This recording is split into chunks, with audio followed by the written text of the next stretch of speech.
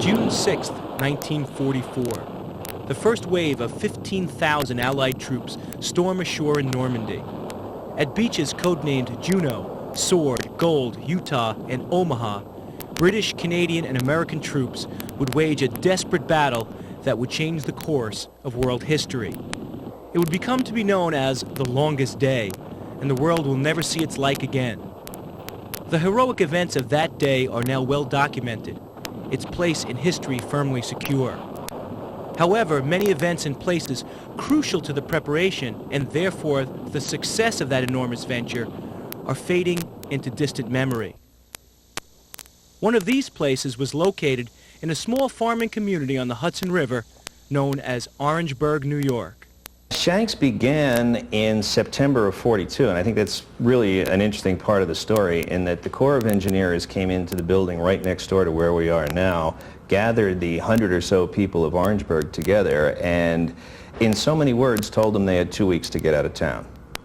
Within the next 3 months, better than 2,500 buildings were constructed, and in January of '43, Shanks opened as an embarkation point. Jerry Dinellen is director of the Rockland County Veterans Office. A decorated veteran of Vietnam, Dinellen believes that Camp Shanks played a major role in the Normandy invasion and therefore in American history. Well, in terms of Rockland County history, Shanks is very important. I mean, we spend a lot of time with the Revolutionary War, which played a large role in this area, but comparatively speaking, the role that Camp Shanks played during the 40s in terms of world history was tremendous, and the impact that it had on Rockland County was also tremendous. Some of this impact was caused by the sheer enormity of Camp Shanks. It covered over 2,200 acres. It could hold over 75,000 troops at any one time. On its busiest day, Shanks shipped out over 27,000 GIs in just 19 hours.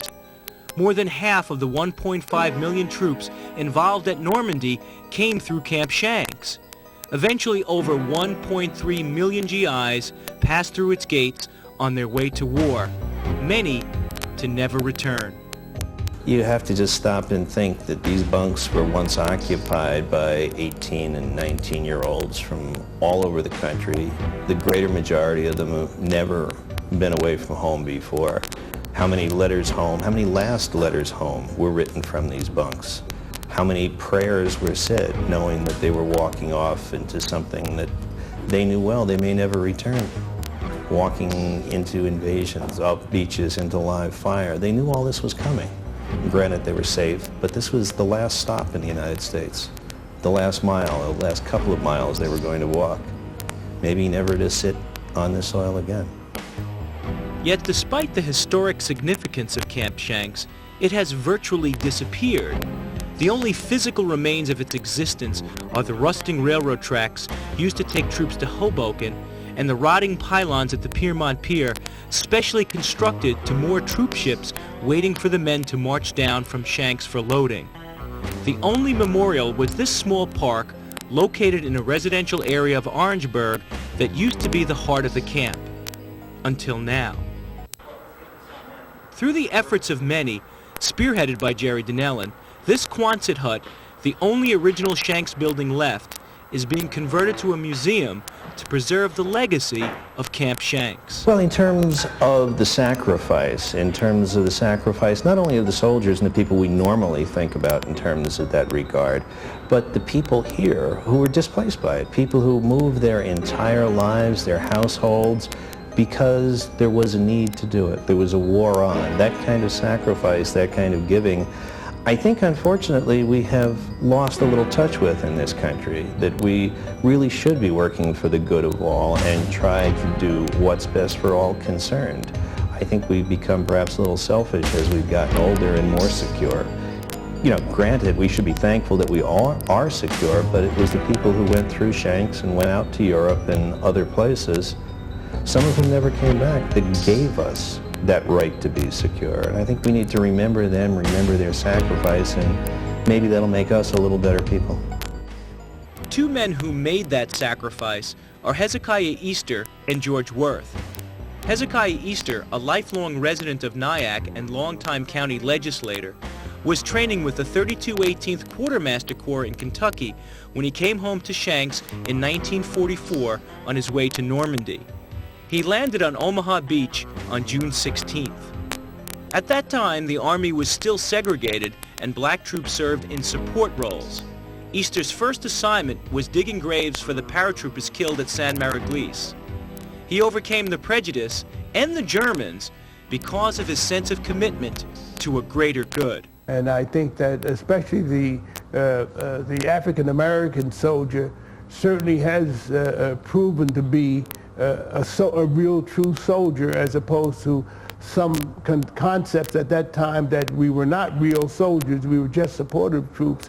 And later on we had an opportunity, some of us had an opportunity to demonstrate our dedication and concern, and I think that was important.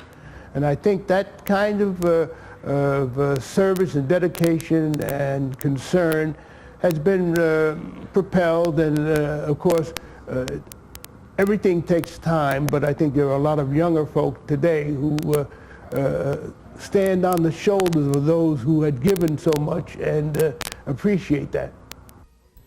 George Worth was born in Hungary before living in New York City. His memory of Shanks was very faded until he realized that 30 years after he had been there, he bought the home he now lives in on the very site of Camp Shanks. He speaks 6 languages, is a 4-time Olympic athlete, served in Patton's Third Army, and was the recipient of 2 Bronze Stars. Yet, despite his individual accomplishments, he still feels a part of a larger whole. Part of history? No, I just try to do my small part that's assigned to me. No, I'm not part of history, unless you want to call the U.S. Armed Services part of history, which we were. And I was a small cog in a large army. So just try to do your best, that's all. The museum has been designed to give people the feel for what barracks life was like for the 10 days or so the soldiers would stay here at Shanks before their embarkation. Bunks will be laid out with field gear in an authentic manner, right down to the hospital corners on the bed sheets. Photo displays, personal letters, and period music will also be used. Exhibit co-designer Jim Sauter of Designs First says the attention to detail is important so that visitors can actually feel a connection with the men who passed through here. We hope people will connect, with some of the individuals that will be represented throughout the exhibit. For Dinellen, the completion of the Shanks Museum is a way of saying thanks from one soldier's generation to another. Well, there are, I'm sure, a lot of people looking down or looking over or hanging around in another world watching what we're doing and hopefully saying, hey, you're doing a good job. Thanks for remembering what we did. We had a tremendous mission, and that mission was accomplished, and we would hope that the world is better for that completion. Where did it go? My God, it seems like yesterday, 50 years, it's unbelievable. It really is unbelievable. It was nice to be part of it. And I think back of those days very fondly. And I'm very glad and proud that I was part of it. The museum is scheduled to open in time for the 50th anniversary celebration of the D-Day invasion. Hours will be weekends from 10 a.m. to 3 p.m. and admission is free. School tours are encouraged. Reporting from Orangeburg, New York, I'm Frank LeBuono for Eye on Rockland.